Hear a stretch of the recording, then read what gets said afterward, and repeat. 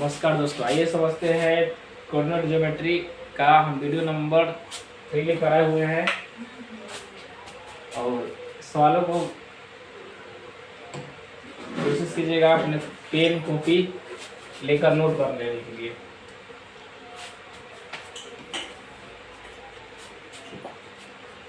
जैसे देखा जाए, कभी कभी केंद्रक निकालने के लिए कह देता है केंद्रक ज्ञात करें। तो कोई ट्रायंगल होगा, उसका केंद्रक यानी बीच का पॉइंट होता है, कहाँ पर होगा उसको देखना होगा आपको। जैसे यहाँ एक बिंदु है, यहाँ एक बिंदु है और यहाँ एक बिंदु है, यानी इसमें 3 शीर्ष हो गए। तो इसे x1 मान लेते हैं, इसे y1 मान लेते हैं पहला बिंदु को। दूसरे बिंदु को x2 और y2 मान लेते हैं। तीसरे को x3 और y3 मान लेते हैं। तो कभी भी केंद्रक निकालने के लिए आपसे पूछा जाए तो इसका मतलब है केंद्र क्या होगा, बीच में हो सकता है, बीचों बीच होगा केंद्रक। तो यहाँ क्या हो सकता है, x और y का वैल्यू हो सकता है।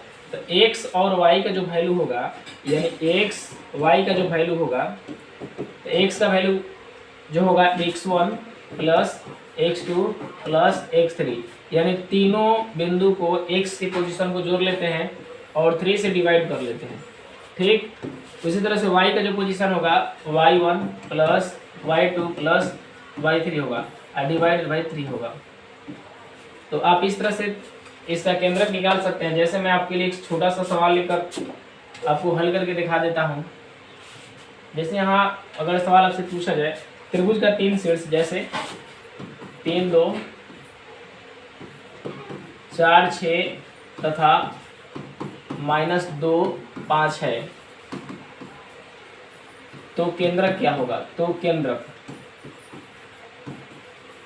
क्या होगा। तो इन सवालों को हल करने के लिए x और y का जो वैल्यू होगा, x के पोजीशन को तीनों को जोड़ लीजिए और उसे 3 से डिवाइड कर लीजिए। जैसे x1 कितना है, 3 है, 3 और 4 कितना होगा, 7। 7 में से 2 यहाँ कम हो रहा है, 7 में से यहाँ देखिए 3 4 7 और इसे प्लस करेंगे तो यहाँ पे माइनस दे रखा है। 3 4 7, 7 में से 2 कम होगा तो कितना हो जाएगा प्यारे भाई, 7 में से 2 कम हो जाएगा तो 5 और डिवाइडेड बाई 3। तो x का पोजीशन मालूम चल गया। इसी तरह से y का वैल्यू यानी कि जो y का मान दे रखा है उसको आप जोड़ लीजिए। तो जोड़ेंगे यहाँ पे 2 और 6 8, 8 और 5 कितना हो गया 13, 13/3 यानी 13/3। क्या ये आपस में कट रहा है, नहीं। तो इसलिए कि त्रिभुज का केंद्र क्या होगा, यही आपका हो गया। आशा करते हैं कि आप बना सकते हैं ऐसे सवालों को। आपके लिए मैं सवाल दे देता हूँ, आप केंद्रक निकाल के हमें सॉर्ट आउट करके बताइएगा। जैसे यहाँ दिया हुआ है त्रिभुज का केंद्रक निकालना है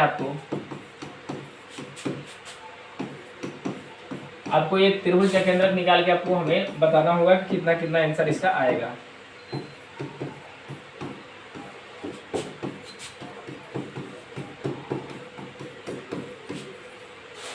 इसी तरह से तीसरा वाला भी मान लेते हैं।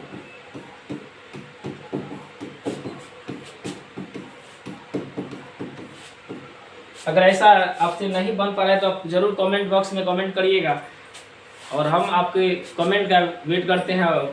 कोशिश यही रखिएगा कि कमेंट में जो बात लिखना हो, जैसे बच्चे अपना इमोजी कोई भेज देते हैं या फिर अपने थंब का इम्प्रेस कर देते हैं, दिल का फोटो भेज देते हैं। अगर आपको समस्या है तो आप वो अपने कमेंट में ज़रूर लिखिएगा कि इस सवाल को फिर से पुनः सर बताइए। जैसे सवाल नंबर 3 है, इसका जो आप दिए थे उसको बताने के लिए, तब 3 लिख दीजिएगा, हम बता देंगे। ठीक, आगे हम चलते हैं। अगर कभी कभी आपसे पूछा जाता है दो बिंदु होगा, बिंदु का मध्य बिंदु निकालने के लिए तरीका, मध्य बिंदु, दो बिंदु का मध्य बिंदु निकालने के लिए ध्यान से देखिएगा। यहाँ एक बिंदु है और यहाँ एक बिंदु है। तो यहाँ पर कोई अंक दिया है 4 6 और यहाँ दिया है -2 -3 दे रखा है। कहा है इसका मध्य बिंदु क्या होगा। तो मध्य बिंदु निकालने के लिए एक फॉर्मूला आपको यह मालूम होना चाहिए। जब किसी का मध्य बिंदु निकालना होगा, यानी मध्य का मतलब होता है बीच में, तो x और y का जो वैल्यू होगा, x और जो y का वैल्यू यहाँ निकलेगा, यानी उसका फॉर्मूला होगा, x वाला फॉर्मूला होगा x1 प्लस x2, यानी दो बिंदु है तो x1 और x2 ही होगा और डिवाइड बाई 2, 2 से डिवाइड कर लेना है। इसी तरह से y का जो फॉर्मूला होगा y1 plus y2 divided by 2, तो आप यहाँ देखिए x1 का वैल्यू कितना दिया है 4 और x2 का वैल्यू कितना दिया है -2, यानी कि 4 प्लस -2। यहाँ देखिए मैंने लिखा x1 का वैल्यू 4 लिखे तो 4 हो गया, और x2 का जो वैल्यू है, x2 का वैल्यू प्लस का प्लस मैंने यहाँ लिखा है, यहाँ पे देखिए प्लस, और x2 का जो मान है माइनस में दिया तो माइनस हमने लिखा है। ठीक, अब बट्टा कितना 2। इस तरह से y1 का जो वैल्यू है, y1 का वैल्यू 6 दिया है तो 6 लिखेंगे। अब प्लस y2 का जो वैल्यू दिया है -3 दिया है और डिवाइडेड बाय 2 देंगे।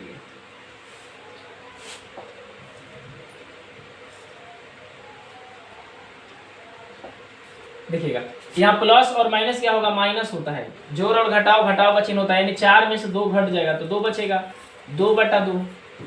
यहाँ देखिए 6 प्लस माइनस है यानी कि घटेगा ये भी, तो 6 में से 3 घटेगा तो प्यारे भाई कितना होगा 3, यानी 3/2। अगर देखिए कट रहा है तो काट दीजिए, नहीं तो छोड़ दीजिए, यानी 2 से 2 ये कैंसिल आउट हो गया। यहाँ तो कटा नहीं, अर्थात 1,3/2, यानी x और y जो मध्य बिंदु होगा यही मेरा आंसर होगा।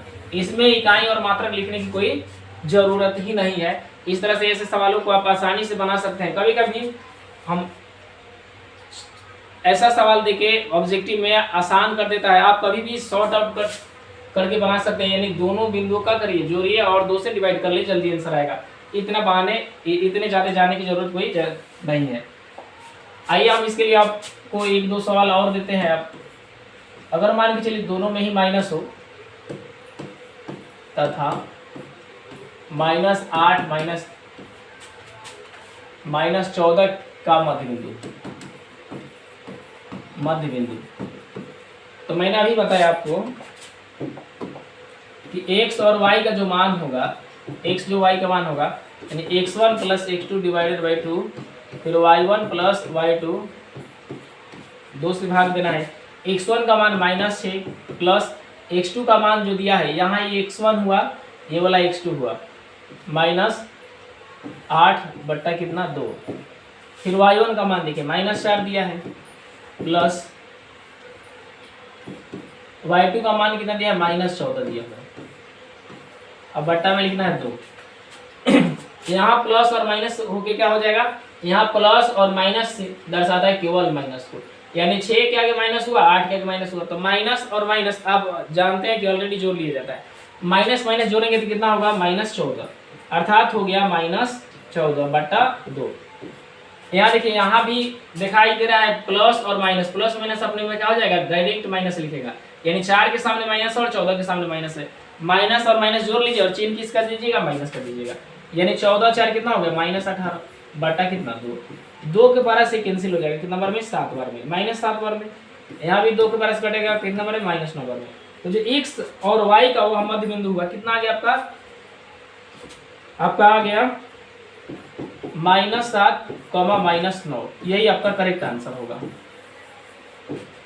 आइए एक सवाल और हम लेके आपको चलते हैं नए सवाल की तरफ, जो आपको कभी कभी देता है समचतुर्भुज के आधार पर। समचतुर्भुज में देगा 4 कोण होते हैं और 4 शीर्ष होते हैं, ये आप ऑलरेडी जानते होंगे या नहीं जानते होंगे। अगर नहीं जानते हैं तो मैं आपको बता रहा हूँ, ध्यान से देखिए। ये समचतुर्भुज, समचतुर्भुज में 4 क्या होते हैं, शीर्ष होते हैं, 4 शीर्ष होगा, तो हर जगह पर एक एक बिंदु होगा, हर जगह पर एक एक पॉइंट होगा, यानी कहने का मतलब है इसे अगर x1 मानते हैं, ठीक है, y1 मानते हैं पहले बिंदु को, तो इसको माने कभी भी क्लॉकवाइज घुमाइए, घड़ी की दिशा में टर्निंग करना पड़ता है, घड़ी की दिशा में घुमाना पड़ता है।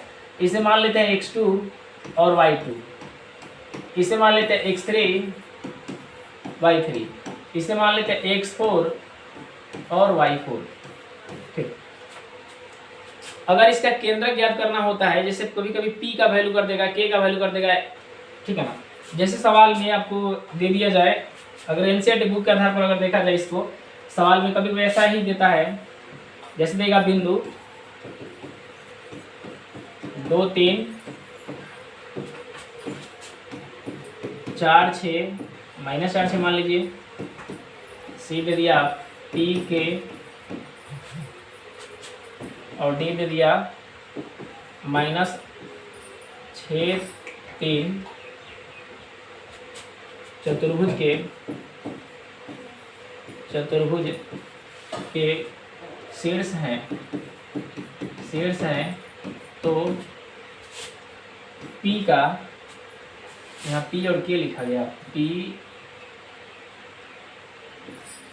और मान के चलिए 8 है। पी का मान क्या होगा, पी का मान क्या होगा, यहाँ पी का निकालना है मान, ठीक है। देखिए हम बताते हैं आपको। तो पहले आप क्या करिए, सबसे पहले इस बिंदु को देख लिया जाए, ठीक। तो आप कभी भी इसका वैल्यू निकालिएगा तो क्या होता है, इसमें होता यह है कि जैसे ये वाला शीर्ष जो है, यह वाला जो शीर्ष है आपका, ये वाला जो शीर्ष है, इस शीर्ष के सीधे सीधे समानांतर खींचा, इसका मध्य बिंदु निकालना होगा, मध्य बिंदु, ठीक। इसी तरह से प्यारे भाई इस शीर्ष का, यानी इस शीर्ष के साथ आपको मध्य बिंदु निकालना है, यानी ये वाला शीर्ष जो है, इस शीर्ष के मध्य बिंदु आपको निकालना है, ठीक है। तो जो आप मध्य बिंदु अभी अभी निकालने हैं, हम लोग अब मध्य बिंदु अभी निकालना सीखे हैं, अर्थात x जो 1 है, x3 और y3 का मध्य बिंदु निकालना होगा। तो आपको ये पता चला a वाला जो पॉइंट है, यानी कहने का मतलब है 1 2 3, यानी ये जो पहला आपका बिंदु है, तीसरे बिंदु के मध्य बिंदु निकालना होगा। अर्थात पहला जो बिंदु है, यानी कि कहने का मतलब है 2, 3, उसका दिया -4, 6, फिर दिया हुआ है p, 8, फिर दिया -6, 3। तो मेरा कहने का ये मतलब है भाई, ये मेरा कहने का मतलब है कि ये जो पॉइंट है, ये वाला जो पॉइंट है, इसके मध्य बिंदु के बराबर होगा, और जो ये जो पॉइंट है, इस पॉइंट के मध्य बिंदु को आपको निकालना होगा, ठीक है। तो मध्य बिंदु कैसे निकाला जाता है, अभी मैंने बताया था, अभी मैंने आपको बताया था 2 प्लस, यानी कि x1 प्लस x2, इसको जोड़ लीजिए, तो आप जोड़िएगा 2 प्लस p और बटा कितना 2, ठीक। फिर इसके अनुसार 3 प्लस कितना जोड़ना है 8, 3 प्लस 8 और बटा कितना 2, ठीक है। अगला लिखिए, थोड़ा हम इसको साइड में लिख देते। अब बराबर करेगा, ये जो पॉइंट है, इसका जो x1 और इसका जो x2 है, आप ऐड कीजिए, यानी -6 प्लस -4 और बटा 2, ठीक है।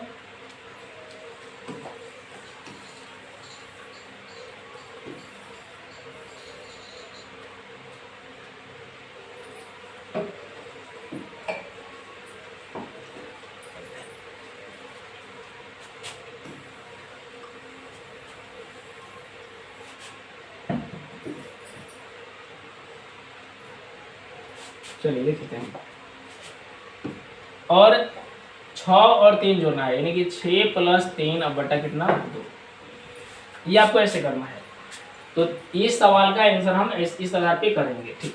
जैसे 2 में p तो जुटेगा नहीं, और ये भी बात याद रखिएगा, p x का मान है या y के अक्ष में दिया है, यानी जो p का मान है x अक्ष के अनुसार है या y अक्ष के अनुसार। तो यहाँ देखने का मेरा मतलब है, तो यहाँ x का मान है, ये वाला किसका मान है, y का मान है। फिर यहाँ देख रहे हैं, तो यहाँ किसका मान है, x का, ये वाला किसका मान है, y का, यानी कि x में ही p दिया हुआ है। तो ये जो p है, यहाँ जो p आपको दिखाया जा रहा है, यह p का वैल्यू, p का मान ही पूछा है, इसके बराबर होगा, यानी यह जो x का मान है, इस x के मान के क्या होगा, बराबर होगा। यहाँ y के मान में p तो नहीं है, यहाँ भी y के मान में p नहीं है, तो इसका यह मतलब है दोनों आपस में हट गए। तो बचा क्या, टू प्लस पी, यानी 2 प्लस p और बटा 2 इज इक्वल टू क्या बचा, -6 -4, यानी कि -10 बटा कितना 2। यहाँ 2 से यहाँ 2, इस 2 को कैंसिल कर लीजिए, यहाँ p प्लस में है, इधर जाएगा तो माइनस में, यानी कि p का मान क्या आ गया, p का मान -10 -2, अर्थात p का वैल्यू आ गया -12, ठीक है ना। यहाँ p का वैल्यू -12 आंसर हो गया। मैं आपके लिए होमवर्क देता हूँ, आप 2 सवाल को ऐसे बना के लाइएगा। जैसे आपको कह देगा चतुर्भुज के बिंदु है, तो आप मान ज्ञात करना है। क्या क्या हो सकता है आपके लिए मान ज्ञात करने के लिए, देखिए जैसे मान के चलिए कि 2 इसमें किसका मान निकालिएगा, के का मान निकालिएगा। इसमें आपको के का मान निकालना है। दूसरे सवाल में अगर देखा जाए